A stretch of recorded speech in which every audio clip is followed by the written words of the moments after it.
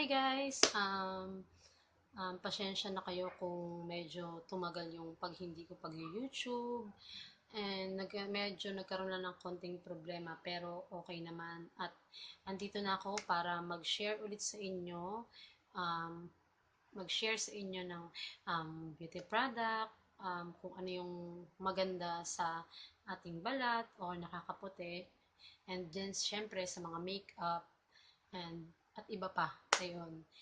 Um, nga pala, ito na, mag-start na tayong, mag-start na akong i-share sa inyo yung napaka-sulit na sulit at swak na swak sa budget natin, lalo na tayong mga misi. Syempre, minsan merong talagang pumapasok sa isip natin o talagang pumapasok talaga sa isip natin na gusto natin magpaganda pero alam mo yun na parang pag gusto natin magpaganda is parang nanghihinayang na tayo kasi nga, syempre, imbis na pambibili na lang natin ng ganitong bagay para sa atin pangkain na lang natin, ganyan. Pero syempre, tayong mga mamis, hindi kailangan natin yan, lalo na may mga asawa na tayo. Syempre, doon niya tayo higit na mas magpaganda kasi may asawa na tayo. Hindi pwede yung, hindi ko naman syempre inaano na meron din kasing tao na parang hindi na nagpapaayos, ganyan. Pero dapat, hindi sa atin mawawala, lalo na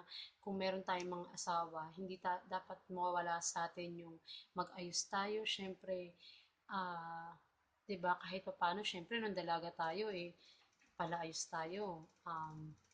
Oo, sa ugali, ando doon na yon. Kailangan natin pagsilbihan yung ating mga asawa, mga partner, mga ganun. Pero syempre, hindi pa rin mawawala sa katawan natin ay ang pag-aayos.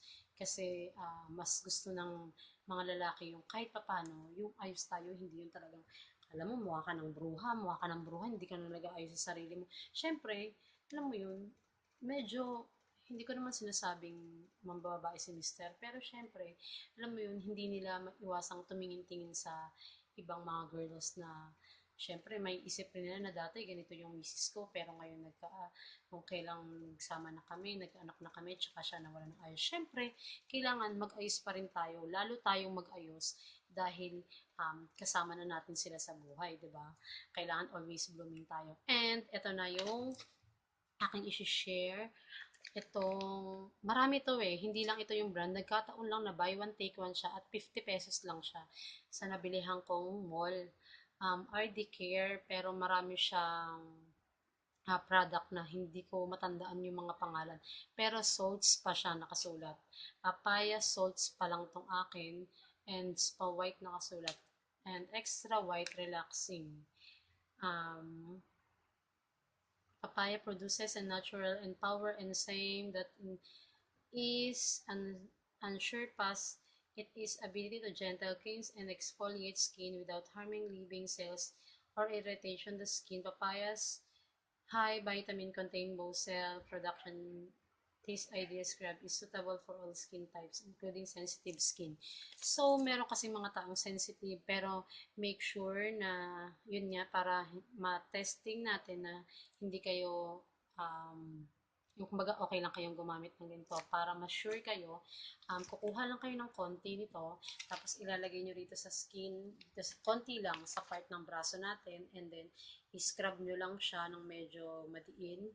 Tapos, try nyo siya hanggang 3 to 5 minutes. Kung alam nyo naman na walang effect na hindi masakit or hindi naman makate, ibig sabihin, okay yun. Tinatanggap yun ng skin natin. So, ang ginagawa ko dyan is pagkaligo ko, mag-ubus lang ako ng mga 3 to 5 na tabo. And then, nilalagay ko siya sa part na gusto kong pumuti or maging soft. So, ini-scrub ko siya. Para na siyang alam mo yung bimpo, pangkuskus na sa balat natin, yun, para na siyang ganun. So, scrub lang, 3 to 5 minutes, scrub lang siya, and then, anlaw agad ng tubig, tapos tsaka nyo gamitin yung whitening soap nyo para mas effective siya.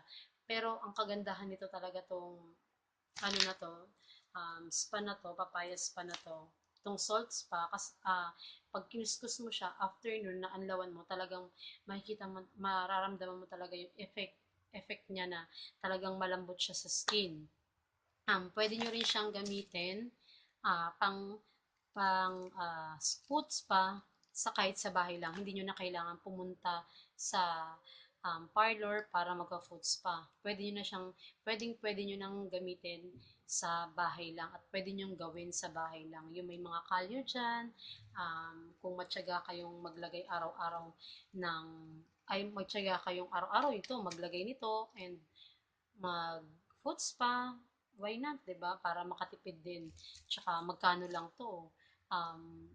May mga product na ibang pangalan nito, itong Salt Spa, pero mura lang siya, hindi talaga siya at tumataas ng 100 pataas. Ano lang siya, mga 100 pababa lang siya. Pero ito, buy one, take one, 50 pesos lang.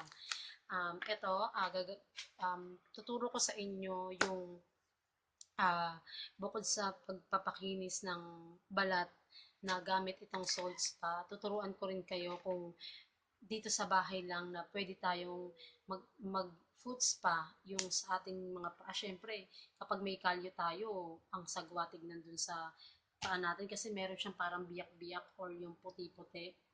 Pero ako kasi, pinagtyagaan ko rin. Hindi naman totally ako nagkakaroon ng kalyo talagang biyak-biyak yung aking um, paa. Pero meron siyang, alam mo yon yung mga maaligasgas. Yan, kung matyaga ka, talagang mawawala yan yung kalyo mo dito. Kasi syempre tayo, mga mamis, naglalaba tayo yan. Kikinis yan kung matyaga tayong araw-araw. Maglalagay tayo nitong salt spa. Ngayon, tuturo ko sa inyo kung paano gawin para makapag food spa tayo.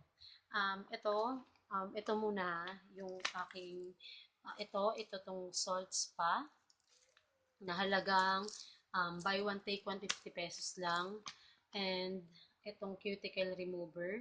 Ang ilalagay nyo lang sa isang plangganang maliit, pwede na kahit yung pinakamaliit lang nito, tapos ubusin nyo siya doon.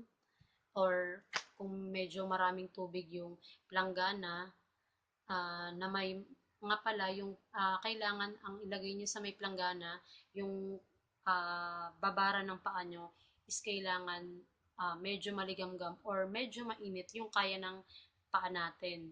So, ayun nga ito, itong cuticle. Tapos ito, and then bumili ako ng ayan, pang spa sa paa. Ayan, foot spa. Ito yung ginagamit ko. Mas maganda guys kung ganitong klase yung bibilihin yung pang foot spa kasi pwede nyo siyang magamit ng mga ilang beses pa. Kasi yung bumili ako ng parang alam nyo yung pang food spa na liha lang. So, isang gamitan ko, dalawang gamitan ko lang ata, wala na, parang hindi na siya tumatalab sa pagkuskus. Hindi katulad dito, medyo pang matagalan. Ang bili ko rito is, ayan, 89.75. So, 90 pesos lang siya.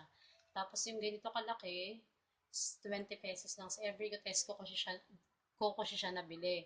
So, ngayon, tuturo ko na sa inyo kung paano yung procedure, paano mag foot spa sa bahay lang. Guys, tuturo ko na sa inyo kung paano mag foot spa sa bahay lang na hindi nyo na kailangan pumunta sa parlor pa, hindi nyo na kailangan gumastos ng malaki. So, gagawin na natin ngayon yung procedure kung paano gawin yung pagpo-foot spa. So guys, kung makikita nyo, itong planggana, meron siyang maligamgam na tubig. Kailangan yung paa natin na ipo-foot spa, kailangan nakalublob. Meron tong maligamgam na tubig. Tapos, ang gagawin natin is lalagyan natin siya ng cuticle remover para lumambot kagad yung mga parang kalyo sa paa natin. Mas maganda nga kung bagong ligo para malambot din. Pero, kailangan mo pa rin ibabad yung mga paa sa maligamgam na tubig na may cuticle. So, ibababad natin siya. Ibababad natin siya ng medyo matagal. Siguro mga 5 to 10 minutes. Pwede na yon. And then, kaya nakababad na siya. Tapos, after niya mababad, iaangat nyo na siya. And pupunasan lang natin ng konti yung ating ito, yung part na merong mga kalyo. At gagamitin na natin tong salt spa. Ayan siya. Tapos, tsaka natin siya i-scrub. I-scrub natin siya sa part na may yung magaspang, yung part na meron tayong kalyo. Yan. So, mga 5 to 10 minutes din, i-scrub mo siya kung talagang makapal yung kalyo. So, kailangan lang talaga tiyaga ng matagal sa pagkuskus ng itong talampakan natin. Talagang kailangan talaga araw-araw tayong mag-scrub ng ganito para mabilis siyang lumambot. And then, after nito, 5 to 10 minutes, ibabalik mo siya dito sa planggana para anlawan. And then, punasan ulit natin ng konti. Ito naman yung gagamitin natin. Tapos, tsaka mo na siya i-scrub ng ganito.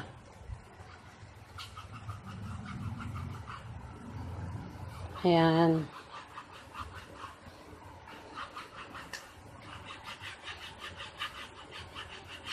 Yan. After mo na siyang ma-scrub. So, kakapain mo yan Tatansyahin mo kung medyo okay na. Siguro mga 5 to 20 minutes mong kukuskusin yung itong buong talampakan natin. Tsaka yung mga gilid-gilid na part na meron tayong kalyo. Tapos, aanlawan natin siya ulit dito. Tapos, pwede mo siyang ulitin na pangkuskus, and then pag yung final na naanlawan mo, papalitan mo na yung tubig. Ayan, papalitan mo na siya ng malinaw na tubig pang anlaw ng paa. Tapos after nun, pwede mo na siyang lagyan ng any lotion na gusto mong ilagay. Ayan. So yun guys, ang ganda nito, promise, talagang flawless and soft skin. Although meron akong video na bleach, talagang nakakaputi yun, promise. And ito, promise din, talagang magiging soft yung skin nyo. After nyong subukan to sa skin, talagang mararamdaman nyo sa balat na talagang soft siya, talagang malambot yung skin nyo. Pagtiyagaan lang talaga, ang advice ko, kung gusto natin ma-achieve yung gusto natin sa skin natin, tiyaga lang, syempre, yun ang hindi dapat mawala sa atin. Para sa ating mga girls, kasama sa buhay natin yung pag-aayos, pag-aalaga ng balat, yan, talagang yan ang kasama natin at kapartner na talaga natin sa buhay, sa katawan natin. So, ito, subukan nyo to. Hindi lang ito yung pangalan na hindi porkit ito yung pinakita ko sa inyo is ito na yung gagamitin. Marami yan, marami pang hindi lang siya papaya, meron din siyang milk. Mabango rin yung amoy ng milk Nakalimutan ko na nga, parang Bonnie ba yun? Ewan ko, basta yun yung tatak. Basta makita nyo lang, salt spa, okay na yun, effective na yun. So, ayun guys, sa talagang swak siya, mura lang siya. So, 'di ba? Ba't pa kayo magdadalawang isip? Ang pinakamahalaga lang talaga is tiyaga talaga sa aalaga ng katawan natin. Kung gusto mong gumanda, syempre, sakripisyo talagang araw-araw mo siyang gagawin. So, ayun lang guys. Maraming salamat sa panonood. At sana magustuhan nyo tong shinare ko sa inyo. And please subscribe. And yun nga, meron akong Facebook page. Ilalagay ko sa description box. Please like din sa Gem Rosada page. And maraming salamat po ulit sa panonood. See you next video and namiss ko kayo guys. Salamat!